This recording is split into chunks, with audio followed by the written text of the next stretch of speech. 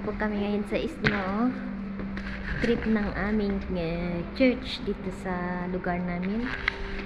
Okay, mommy, turn on the camera, sure. So, see the boy. Dito na kami sa bus. Waiting kami sa mga iba. Mas maganda dito sa ito ay free breakfast. Man-ushi.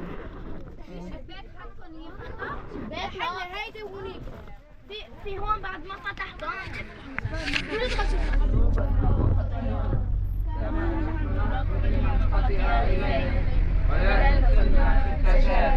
لكن نجنا من الشرير لأن لك الملك والقوة والمجد إلى أبد الآبدين. Amen. مباركة أنت في النساء ومباركة ثمرة بطنك سيدنا يسوع المسيح. يا قديسة مريم يا والدة الله صلي لأجلنا نحن الخطاة. اوكي بدي اقول لكم شيء بس انه نحن هيدا البوس هون بدنا نبقى نطلع دائما بهيدا البوس، يعني بعد شوي وقت ننزل على اول محل ونرجع نجي اوكي بليز نرجع نطلع بهيدا البوس. So hello guys, ayan nakapasyal na tayo. So bago kami pupunta sa Snow, daan muna kami sa Monastery of Kosaya. Ang Monastery of Saint Anthony of Kosaya ay matatagpuan po sa North Lebanon. Ito po ay isang makasaysayang monasteryo sa Lebanon na nakatuon kay Saint Anthony the Great, Saint Anthony of the Desert. Hindi kay Saint Anthony of Padua. Ito ay matatagpuan sa Qadisha Valley at kilala bilang isa sa mga pinakalumang sentro ng mga Maronite monk. Tapos, si Saint Anthony the Great, kilala bilang ama ng mga monghe sa disyerto. Ito ay tanyag na lugar ng peregrinasyon na may mga kuweba at museo na nagpapakita ng kasaysayan ng monasticism sa reliyon. Tapos, ang monasteryo ay nagtatampok ng isang sinaunang palimbagan o yung printing press dito sa Middle East. Matatagpuan ito sa Lebanon. So, ito na yung pupuntahan namin. Ang Monastery of Kosaya o yung tinatawag nilang Der Mar Antonios Kosaya ay isa sa pinakamatanda at pinakamahalagang monasteryo ng mga Maronite Christian sa Lebanon. Tapos, yun na nga, matatagpuan ito sa Canubin Valley. Okay? Yun na nga, ito ay inialay kay Saint Anthony the Great, yung si Mar Antonios Al-Kabir, yun ang tawag nila sa kanya. Tapos, ang mga ugat nito ay nagsimula pa noong ika-4 na siglo. Wow! Bagaman, ang kasalukuyang struktura ay naging tanyag noong ika-12 hanggang ika-13 siglo bilang kanlungan ng mga ermitanyo.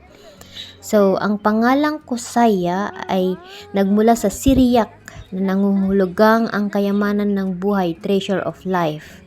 So, yun. Bahagi ito ng Wadi Qadisha, ang banal na lambak na kinilala ng UNESCO noong 1998. Dito matatagpuan yun na nga yung sabi ko na unang printing press, kauna-unahang printing press sa Middle East noong ika-16 na siglo. Mayroon itong simbahan, grotto, kuweba ni Saint Anthony, museo at guest house para sa mga pilgrim. So yun nga yung mamaya yan yung pupuntahan natin na kuweba. Ang monasteryo ay napapalibutan ng mga puno ng cedar, oak at pine at kilala sa tahimik na kapaligiran na angkop para sa panalangin at meditation. Yan guys, kaya nakikita nyo na yung lugar talaga super tahimik siya. Ang ganda. Oo. Tapos maririnig mo yung flow ng tubig galing sa valley. Yung alam nyo, small river siya sa baba. Ang ganda. Tapos maraming ibon. Bale sila po yung mga kasama ng mga anak ko na nagsiserve sa church dito sa lugar namin. So kasama din ang ibang nanay. And then every winter and summer meron po silang ganitong trip. So binigyan sila ng pagkakataon ngayon na makapasyal. Kumbaga pahinga sa kanila ba. Okay. Ang Kusaya ay kilala sa kasaysayan sa paggamot sa mga taong may sakit sa isip, yung mental disorder. So, ang mga pasyenteng may sakit sa isip ay dinadala ng kanilang mga pamilya sa monasteryo. Itong pinuntahan namin. Ayon sa tradisyon, ang pasyente ay ikinakadena. Kaya nakita nyo sa kuweba kanina na may mga kadena sa dingding ng kuweba. Pinaniniwalaan na sa ikatlong gabi ng pagpapakita ni San Antonio upang palayasin ang masamang espiritu at ibalik ang katinuan ng pasyente at totoo na nangyari, marami pong gumaling. Ang kuwebang ito ay ginagamit hanggang sa katapusan ng ika-19 na siglo. So, noong 1584, ang monasteryo ng Kusaya ay nagtatag ng kauna-unahang printing press. Yun na nga guys, talagang sikat po ito, printing press na ito, kung saan na ilimbag ang mga unang aklat sa Arabic at Syriac. Alam niyo yung Syriac, yung wikang Aramaiko na siyang pangunahing wika na salita ni Jesus at mga tao nung unang siglo ng Juda at Mesopotamia. Ang monasteryo ay nagsisilbing kanlungan at nagpakain sa mga napakaraming refugees. So ito yun, taguan, itong bale na ito taguan ng mga tao. Yung sinang-unang panahon, yung alam nyo, pag may digmaan, ganyan. Kaya makikita sa mga bale na maraming butas-butas, doon daw sila nagtago noon. So, ang Kusaya ay patuloy na isang mahalagang lugar ng peregrinasyon, yung pilgrimage sa Lebanon. So, ito na sikat talaga siya. Ito ay napapaligiran ng mga puno, yun na nga sabi ko. So, ang mga bisita ay pupunta sa groto upang mag-alay ng mga panalangin kay San Antonio para sa kagalingan, lalo sa mga karamdaman sa isip at sterility, kawalang anak. Yung alam nyo, yung kung gusto mo ng anak, tapos yun, ganun. Marami pong pupunta dito para humiling. Ang monasteryo ay simbolo ng matibay na pananampalataya ng mga Maronite Christian dito sa Lebanon sa kabila ng mga siglo ng pagsubok at digmaan. So, yun po yung konting kaalaman about sa place na ito. Jar. Lalaki, oh.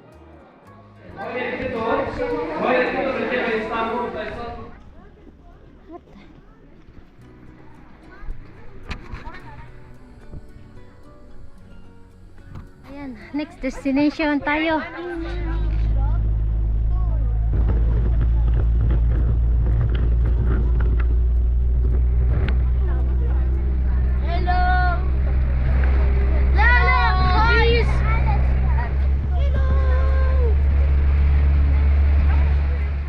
So, ang second destination namin ay kay Saint Rafa, yung place niya.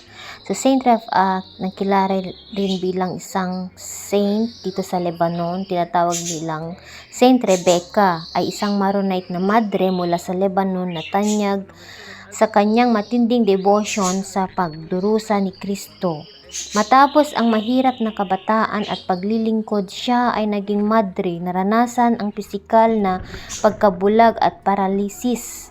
Ngunit nanatiling masaya at nagdarasal hanggang sa kanyang kamatayan noong Marso 23, 1914. Ipinanganak si Rafa Pietra noong 1832 sa Himlaya, Lebanon. Namatay ang kanyang ina noong siya ay 7 taong gulang pa lamang. So noong 1847, habang may gulo sa pagpili ng mapapangasawa, nagpasya siyang ialay ang kanyang buhay kay Jesus at naging madre siya.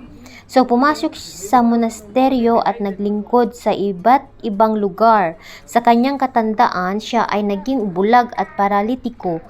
Ngunit, tinanggap ito bilang pagkikibahagi sa krus ni Jesus. Namatay siya noong Marso 23, 1914 sa Rabta, Lebanon, at kilala bilang patron ng may mga sakit. Siya ay ginagawang santo ng simbahang Katoliko noong 2001. So, pinagdiriwang ang kanyang kapistahan tuwing ika-23 ng Marso. Siya ay tinitingala dahil sa kanyang pagtsatsaga sa gitna ng matinding sakit at ang kanyang malalim na pagmamahal sa Diyos. May apat pala na kilalang santo mula sa Lebanon na madalas tinutukoy sa tradisyon ng Maronite ay sina Saint Charbel, Saint Rafa, San Nimatullah, yung Al-Hardini, tapos si Saint Stephen Nehme. Si Saint Charbel kilala bilang Miracle Monk of Lebanon. Siya ay isang Maronite na monghe at pari na tanyag sa kanyang kabanalan at mga himala. Tapos yun na nga, si isang Maronite na madre na kilala sa kanyang pagtitiis ng matinding sakit at pag-aalay nito sa Diyos, si Saint Rafa. Tapos ito naman si Saint Al-Hardini, isang pari at monghe na guro ni Saint Charbel, kilala sa kanyang devotion sa Eucharistia, okay? Tapos si Saint Stephen naman, isang monghe na kilala sa kanyang simpleng pamumuhay at pagtatrabaho at pagiging masunurin. Sila ay mahalagang figura sa Maronite Catholic Church sa Lebanon at tinuturing na mga modelo ng pananampalataya sa katatagan.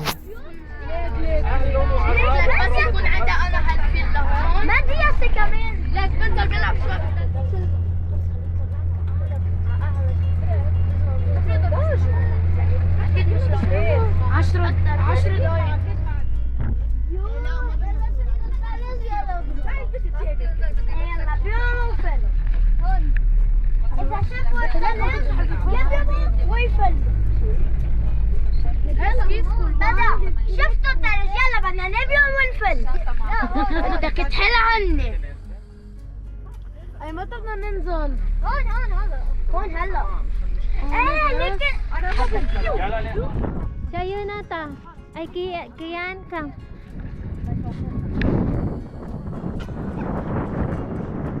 It's entering the water. kind of but no You have extra tracks.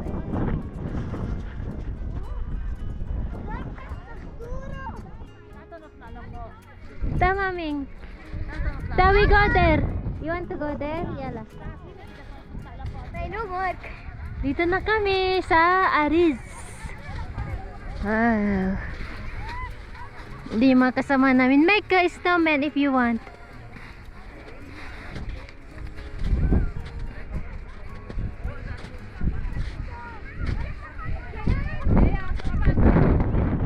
Kiyan, come on.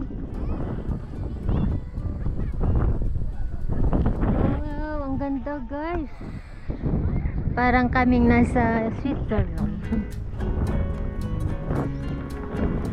Daming tao. Mga bata na nagalaw sila.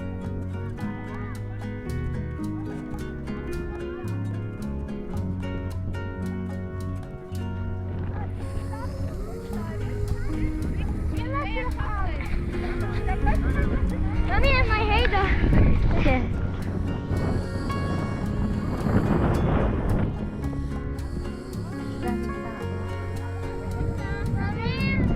Daming tao. Kaya?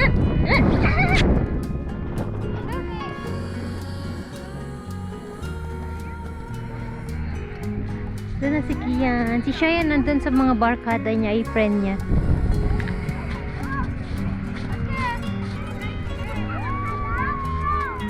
May mga kasama namin sa church. Yan si Shayen. Hayaan ko lang siya. May sarili na siyang mundo kasama ang mga kaibigan niya sa church. May bato siya dito. Ayan yung mga maliliit na ano is mga cedar tree yan.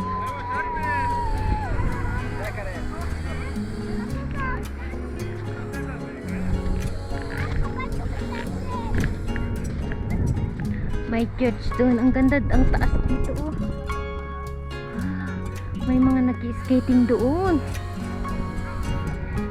Yan yung mga puno dyan.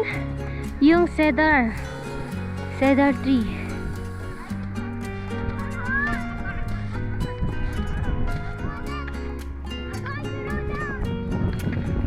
Shy.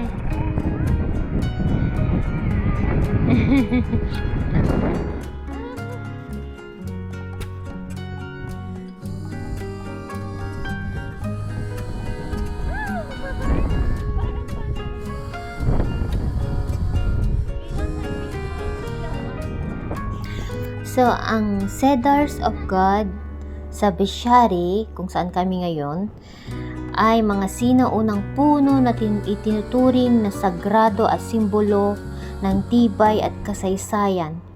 Ginamit ni Solomon sa kanyang templo at pinag-agawan ng mga tao at demigod. Dahil sa matibay nitong kahoy ngayon, ito ay isang mahalagang World Heritage Site. Okay?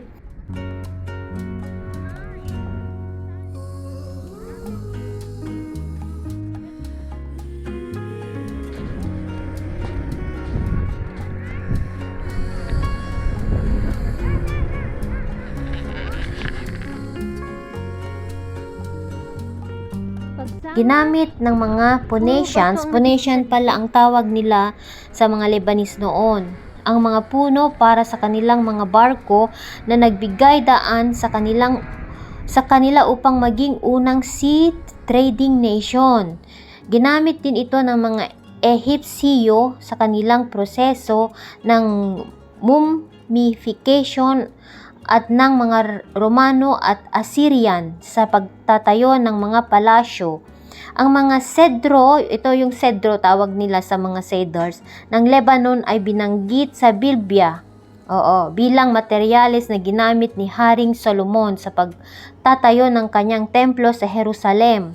Matatagpuan ang mga ito malapit sa Bishari, ito kung saan kami pumunta.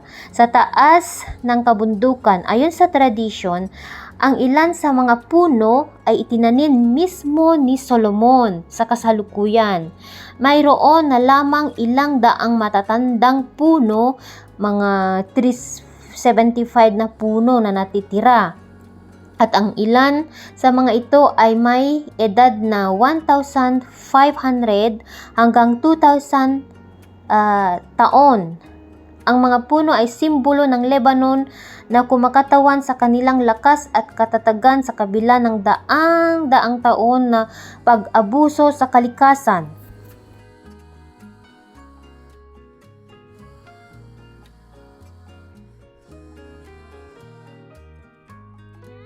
So, maliban po dito sa Bishari, meron din pong tinatawag nilang Tannurin Cedar Forest and Shuf Cedar Nature Reserve. So, may mga ibang place din po ng Lebanon na may cedar. Pero ito po yung place talaga na pinaka-old. Tinatawag nila ito sa Bible na Cedrus Libani. Ito po yung cedar wood na ginamit sa paggawa ng Solomon's Temple. So, dito nila kinuha sa Lebanon.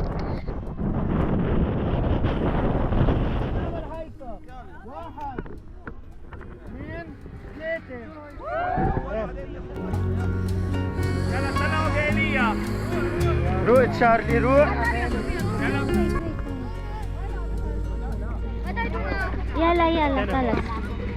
بس اللي بيطلع يقعد بليز. Hindi lang pala ito place na may snow. Meron po sa ibang village, ibang lugar like Fareya, Laklu, and then marami pang iba guys. Known sila sa snow. So, ayan, dito lang po kami sa north.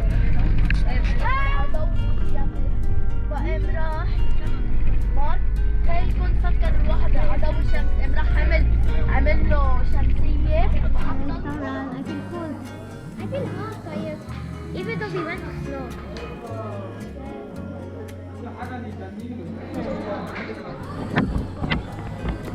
Hello, Raja. This is Miss Laura, and this is Kian, and this is Chian. I'm vlogging, and this is Mark. I am Mark. Thank you to Miss Laura. Chian, boy. I am the beast. I'm the golden boy.